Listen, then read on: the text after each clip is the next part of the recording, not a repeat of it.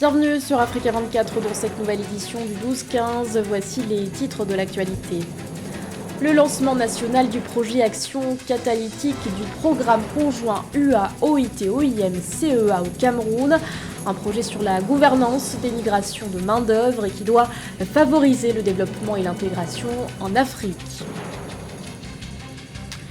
Coup de projecteur sur l'industrie du cannabis à des fins médicinales au Zimbabwe. Le pays a légalisé sa production en 2018. Un marché lucratif qui offre de nouvelles perspectives économiques pour les autorités. Et puis la tenue ce 12 mai du second sommet mondial sur la Covid-19. Durant ce rendez-vous, les participants devront trouver des réponses pour mettre fin à la pandémie. Les détails à suivre dans ce journal. Mais tout d'abord, 36 mois de transition pour la Guinée. C'est le chronogramme adopté par le Conseil national de transition ce mercredi 11 mai. Une période transitoire un peu moins longue que celle proposée par le chef de la junte, le lieutenant-colonel Mamadi Doumbouya, qui était de 39 mois. Seuls 3 conseillers nationaux ont voté contre ce calendrier. Il y a eu aussi une abstention. L'adoption de ce calendrier a suscité de vives réactions du côté de la classe politique. Le G58, qui réunit les principaux partis, estime que c'est aux acteurs politiques et aux membres de la société civile de décider de la durée de la transition et non à l'organe législatif. L'actualité nous emmène également en Tunisie, où la crise politique perdure, alors que le président Kais Saied entend organiser en juillet prochain un référendum sur les réformes constitutionnelles. Le leader d'Ennahda, Rached Ghannouchi, informe que l'opposition ne prendra pas part à cette consultation. Le président de l'Assemblée des représentants du peuple considère que ce référendum s'inscrit, je cite, dans un projet plus large visant la mainmise sur tous les pouvoirs, ce qui va à l'encratie de la Constitution. C'est la première fois qu'un tel rendez-vous est organisé en Afrique. Le Maroc a abrité ce 11 mai la 9e réunion ministérielle de la coalition internationale contre Daesh. Organisée à Marrakech, cette session, supervisée par le Royaume et les États-Unis, a vu la participation de plusieurs États africains, dont le Burkina Faso, le Niger ou encore le Bénin. Séverin Ndouke. Cette édition de la coalition contre Daesh, 9e du genre, qui se tient pour la première fois en terre africaine, réunit plus de 80 représentants d'États autour de la question de l'éradication du terrorisme. Pour les experts des questions sécuritaires présents au Maroc, le terrorisme ne peut plus se circonscrire aux seuls États en proie à ce fléau. Il faut élargir le champ de lutte. La rencontre de Marrakech se donne ainsi pour mission d'éradiquer la menace Daesh en trouvant des orientations précises et des réponses concrètes pour contrer l'expansion du groupe terroriste à travers le monde. This meeting is important as part of efforts to review measures that have been put in place in the past. Cette réunion intervient à un moment où l'Afrique de l'Ouest, le Sahel et le continent dans son ensemble sont confrontés à la menace que représentent les différentes filiales de terroristes et même Al-Qaïda. La tenue de cette réunion à un moment aussi critique fait partie d'une stratégie plus large dans laquelle les États sont impliqués. By the different affiliates of ISIS and even Al-Qaeda. So having it at such a critical moment is part of the wider strategy, the comprehensive strategy that states are involved. Après la Turquie, l'Ukraine et le Yémen, le Bénin emboîte le pas dans la coalition avec sa déclaration d'adhésion ce jour. Victime ces derniers temps d'attaques terroristes au nord du pays, à la frontière avec le Burkina Faso, le Bénin prend ainsi un acte fort témoin de la nécessité de s'unir pour faire front contre le terrorisme à l'échelle mondiale. Notre coalition a également réussi à s'élargir et je voudrais souhaiter la bienvenue au Bénin qui nous rejoint aujourd'hui en tant que 86e membre de la coalition mondiale. Le nombre sans précédent de pays d'Afrique et d'Asie participant à cette réunion en tant qu'observateurs est entre autres multiplicateur de force pour atteindre nos objectifs. Selon l'Observatoire international pour l'étude du terrorisme, le nombre d'attaques terroristes meurtrières dans le monde s'est chiffré à 2193 en 2021. L'Afrique de l'Ouest à elle seule représentant 47% de ces attaques d'après la même source. Au Cameroun, les autorités ont procédé ce 11 mai au lancement national du projet Action catalytique du programme conjoint UA, OIT, OIM, CEA relatif à la migration de la main-d'œuvre. Objectif de ce plan, d'après l'Organisation internationale du travail, faciliter la libre circulation intracontinentale des travailleurs tout en favorisant l'intégration régionale et le développement en Afrique. Un projet également synonyme de création d'emplois. Reportage de notre correspondante Nathalie Mo.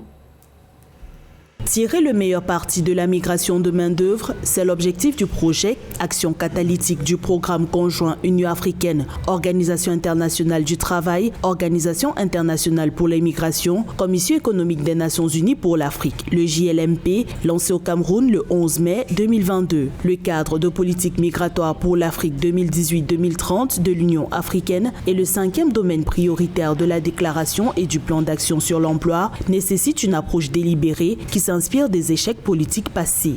Ils auront pour objectif d'améliorer la compréhension des acteurs nationaux sur les concepts clés liés à la migration, au travail et à l'emploi, ainsi que sur les développements récents et les perspectives liées à la migration de travail au niveau national, régional et continental.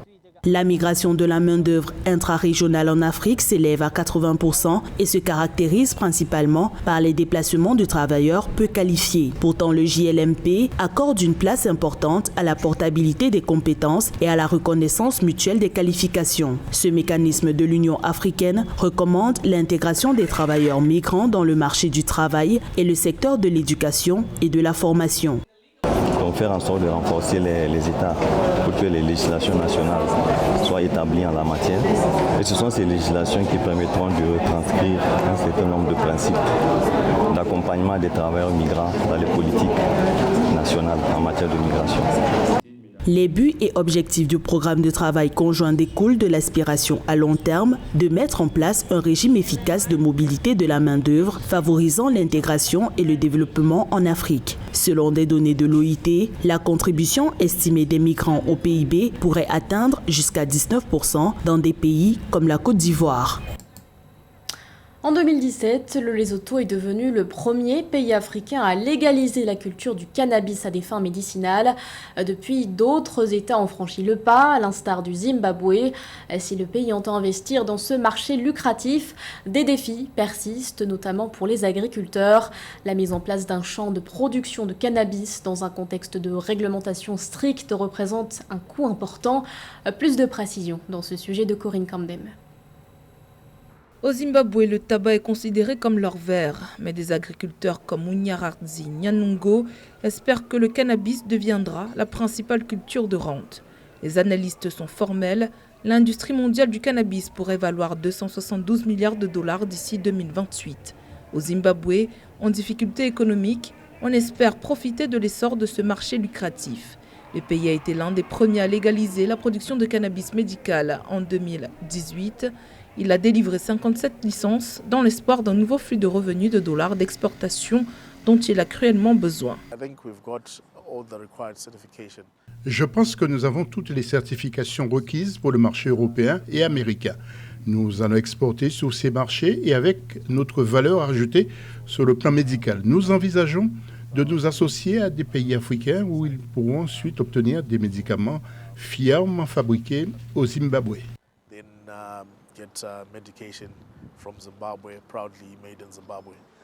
Les agriculteurs zimbabwéens qui cherchent à profiter du boom du cannabis médical font cependant face à de nombreuses barrières réglementaires, comme l'obligation d'utiliser une serre. Les frais de licence varient entre 20 000 et 50 000 dollars américains, et cela avant d'inclure les coûts d'investissement initiaux. Le coût d'un seul hectare de cannabis est actuellement évalué à 2,5 millions de dollars.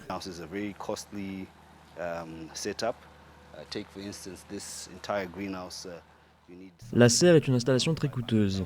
Par exemple, pour cette serre, vous avez besoin d'environ 500 000 dollars rien que pour installer la structure.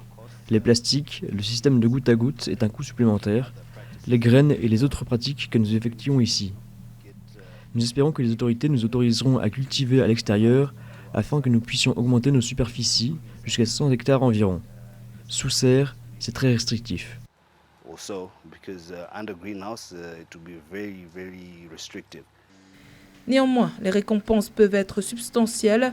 En activité depuis 2003, la ferme forestière de Nyanungo cultive des cultures traditionnelles de tabac et de maïs, ainsi que l'élevage de bétail. Mais ayant acquis une licence de cannabis en 2020, un quart de ses 80 ouvriers agricoles se consacrent désormais à ce côté de l'entreprise. Leur première récolte a lieu en août. Nyanungo s'attend à plus de 2,5 millions de dollars de bénéfices.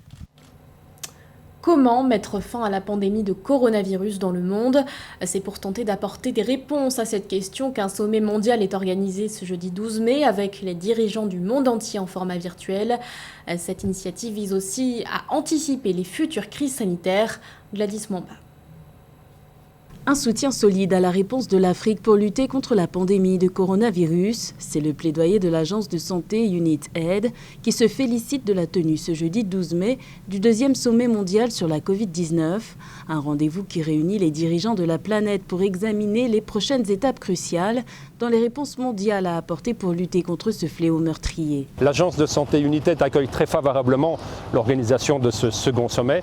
Il est important de voir que des pays donateurs comme les États-Unis ou l'Allemagne s'y retrouvent à côté de pays comme le Sénégal qui préside pour le moment l'Union africaine.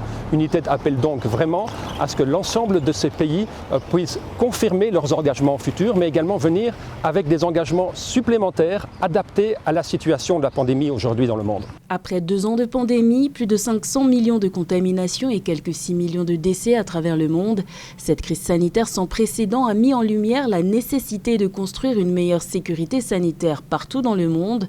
Mais elle a aussi souligné les inégalités entre les différents continents, alors que ce virus n'a pas de frontières. Ce nouveau sommet doit donc permettre de prendre de nouveaux engagements et faciliter l'accès à la sécurité sanitaire. Le sommet permettra de redoubler nos efforts collectifs pour mettre fin à la phase aiguë de la pandémie de Covid-19 et nous préparer aux futures menaces sanitaires. Rappelons que le continent africain peine encore à étendre le déploiement de la vaccination, avec seulement 11% de la population entièrement vaccinée.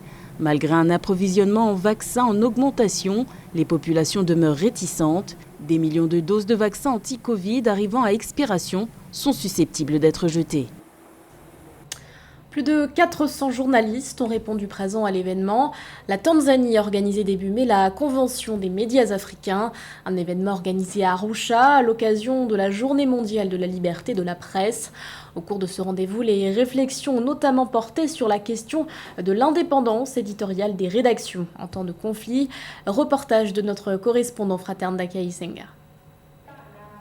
Comment garder l'indépendance éditoriale dans des situations de crise sanitaire? Voici l'un des thèmes qui a meublé les discussions des journalistes lors de la Convention des médias africains qui s'est tenue à Arusha en Tanzanie dans le cadre de la célébration de la Journée mondiale de la liberté de la presse le 3 mai. L'impartialité, c'est un principe et un choix des plus difficiles qu'un journaliste doit faire, selon Brice Landry, journaliste de la radio en République centrafricaine. Nous avons une grille que nous appelons une grille de crise. Lorsqu'il y a une crise qui survient dans le pays, on essaie de voir qu'est-ce qu'il faut faire, qu'est-ce qu'il ne faut pas faire, comment faire pour rester impartial, pour rester neutre et pouvoir donner une bonne information aux Centrafricains. Et c'est ce que nous faisons, nous arrivons à le faire jusqu'aujourd'hui. On essaie tout simplement d'éviter d'avoir un parti pris, de ne pas être dans un camp contre un autre. Madagascar est le premier pays africain qui connaît ouvertement une crise humanitaire causée par le changement climatique, selon le Fonds des Nations Unies pour l'enfance, UNICEF. Tsant est une jeune journaliste, rédactrice en chef adjointe d'une radio pour les jeunes. Comme nous, on travaille particulièrement pour les jeunes. Donc, nos émissions sont destinées principalement pour les jeunes. C'est vrai qu'on aura plutôt une tendance à prioriser les jeunes dans nos reportages et dans notre démarche journalistique, c'est-à-dire comment ils vivent la situation, quels sont les impacts de la situation sur eux, quelles sont leurs attentes. Mais après, comme j'ai dit tout à l'heure, on ne se contente pas de ce côté-là uniquement, mais on va pousser notre recherche encore plus loin, essayer de chercher les informations qu'ils veulent obtenir, que ce soit auprès de l'autorité, du gouvernement ou vraiment d'autres sources. Et on va essayer de les offrir d'une façon, dans un langage qui soit compréhensible, dans un langage adapté aux jeunes par la suite. En matière de liberté de la presse, l'Afrique peine à décoller selon Reporters sans frontières. Dans son dernier rapport, 23 pays sur 48 sont en rouge ou en noir sous la carte, ce qui signifie que la situation des journalistes dans ces pays est toujours préoccupante. Ce journal a été réalisé par l'ensemble de la rédaction. Merci de votre fidélité. L'actualité continue sur Africa 24.